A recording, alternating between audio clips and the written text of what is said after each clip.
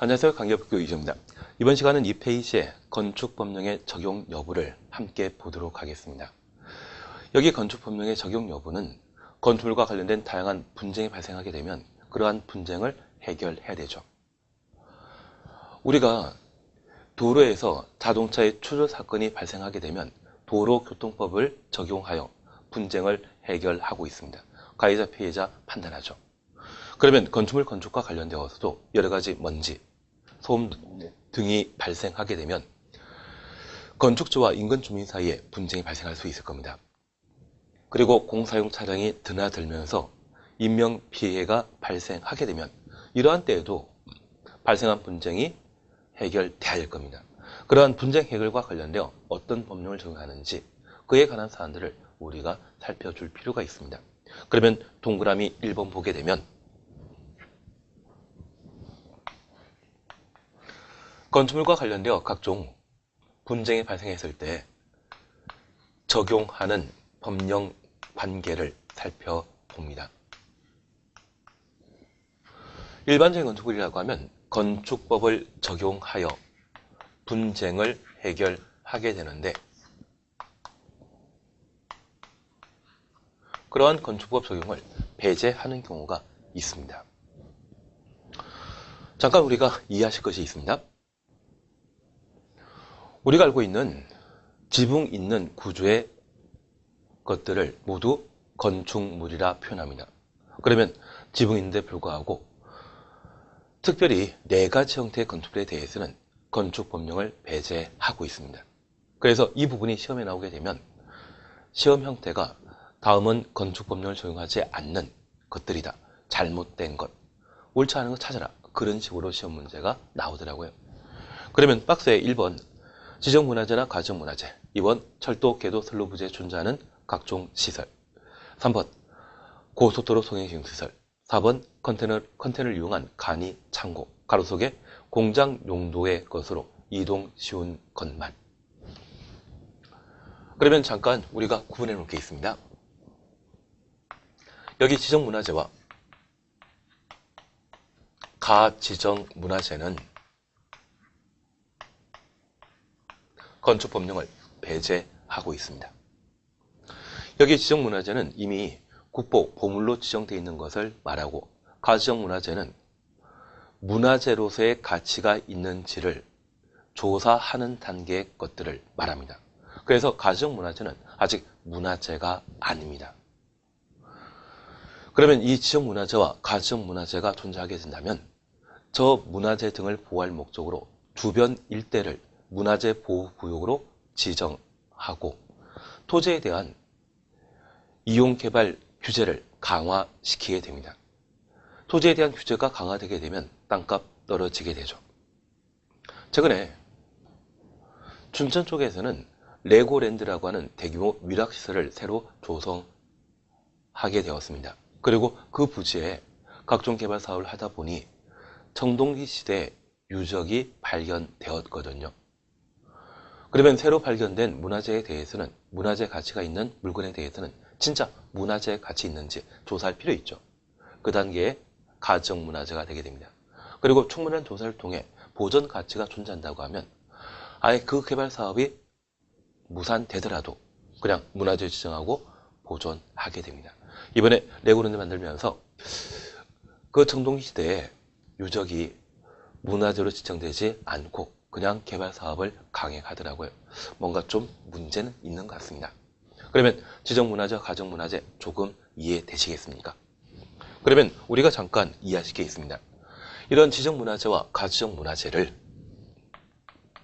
건축법에 따라 관리를 하게 되면 건물 소유자는 저 문화재 때문에 자기가 보유하고 있는 토지 가격이 떨어진다고 생각하여 이러한 건물을 철거 신고하고 마음대로 훼손할 수 있습니다.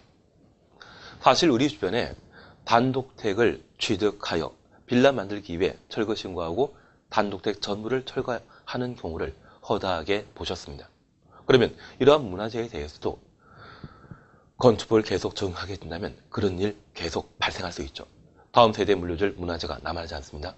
이를 방지할 목적으로 저 지정 가정문화재에 대해서는 건축법령을 배제하게 됩니다. 그리고 두 번째입니다. 철도, 궤도.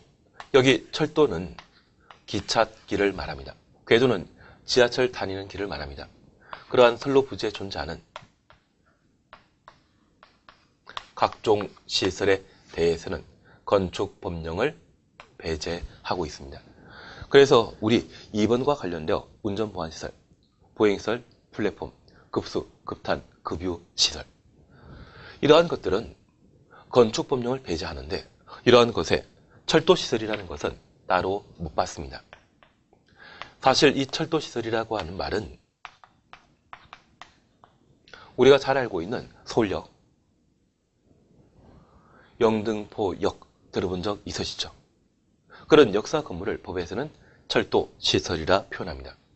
그러면 우리가 지금 공부하고 있는 건축법 등은 공법에 해당되는 사항으로 규제에 관한 법률입니다. 이러한 규제에 관한 법률에 있어서는 법이 명확할 필요가 있습니다.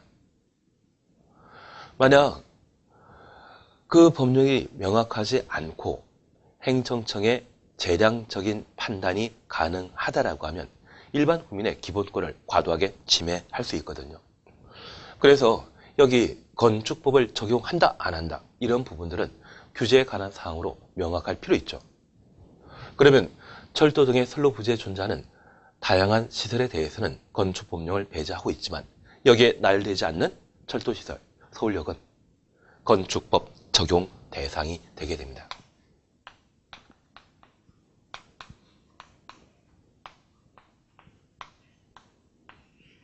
그러면 이렇게 잠깐 이해해 주십니다. 여기 철도 등의 선로 부지에 존재하는 운전보안시설 등은 기차의 안전 운행을 도모하기 위한 시설들입니다. 이러한 시설에 대해서는 철도법 또는 궤도법이라고 하는 전문 법령에 따라 매일 일상 점검할 필요 있거든요.